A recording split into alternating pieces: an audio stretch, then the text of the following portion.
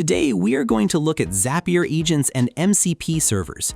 We will show you how easy it is to keep your tools while swapping out the AI model whenever you need to. It is about your data, your tools, your model, and your rules.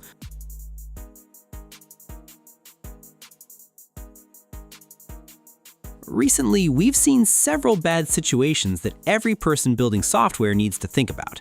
We saw Anthropic change Opus quietly, OpenAI move GPT-5 traffic secretly, the Bellow shutdown, and the messy Pocket OS data crash. These moments show us that putting your whole business in one company's hands is a big mistake. Major players like Anthropic and OpenAI proved this year that the AI you use today might change or go away tomorrow. The only smart way to handle this is to make your systems work with everything. This is why tools like the Zapier SDK and MCP matter so much. They help you stay independent while connecting to over 9,000 different apps. If you want to stop relying on just one provider and build something that lasts, you should use the SDK. The very first thing we have to do is get our AI chat screen to talk to our Zapier account. In this guide, we are working with Claude, but the steps are the same for things like ChatGPT or Gemini. When you look at the box where you type in Claude, you'll see a little plus sign at the bottom. We're going to click that and find the choice that says Add Connectors. In the list that comes up, we find Zapier and pick it.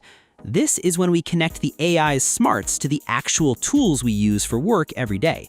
We click Connect and then Allow to let Claude have the permission it needs to work with our Zapier account. It's just a quick digital handshake, but it's the start of everything else we're going to do today. By doing this, we are telling the AI that it's no longer stuck with only the facts it learned. It now has a way to reach our own files and our team chats.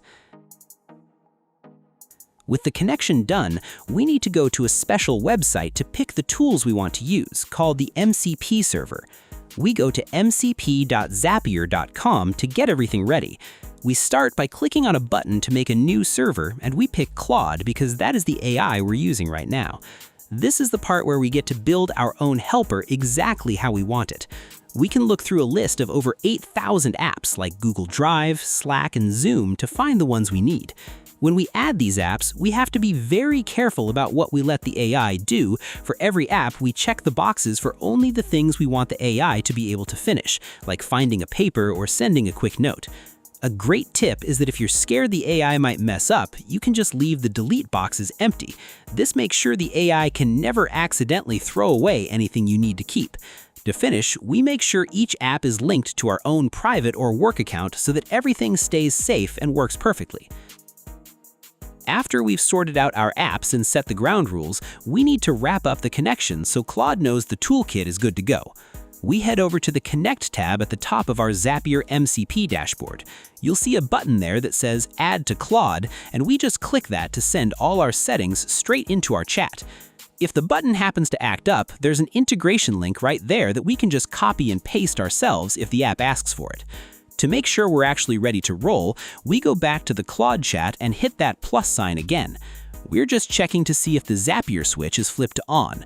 When that light turns green, it means our agent is fully loaded and waiting for us. It's like finally giving a pro builder the keys to a brand new workshop. What we can actually get done together starts right here. Now that the tools are ready to go, we start the real work where we can get things done without having to move text back and forth. You can talk to the computer just like you would talk to a boss or a helpful person at your job. For example, if you just finished a long talk, you can ask Claude to find the notes for that meeting in your Google Docs. When it finds the right paper, you can tell it to read everything and pick out the most important tasks and notes so you don't have to. The best part is when you ask the tool to share those notes with others. You can tell it to send a note to a friend at work on Slack with the list of things to do. If you need another meeting, the helper can look at your Google Calendar for a free time and make an invitation right away. You don't have to be the person moving information between your apps anymore. The helper does that work for you, while you spend your time making the important decisions. One of the best things about this plan is that it keeps us from being stuck with just one AI company. Since we put our tools inside the Zapier MCP, the way our helper uses Slack, Drive, and Calendar doesn't only work with Claude. If a better AI comes out tomorrow, or if we just want to try a new one, we can use the same link to give those same powers to ChatGPT or Gemini. We don't have to go through the hard work of setting up our 8,000 tools again just because we picked a different AI. We just change the thinking part and keep the tools we already have. This is what it really means to have tools that work together. It gives us the choice to use whichever AI is best for us right now while keeping our work setup safe and the same.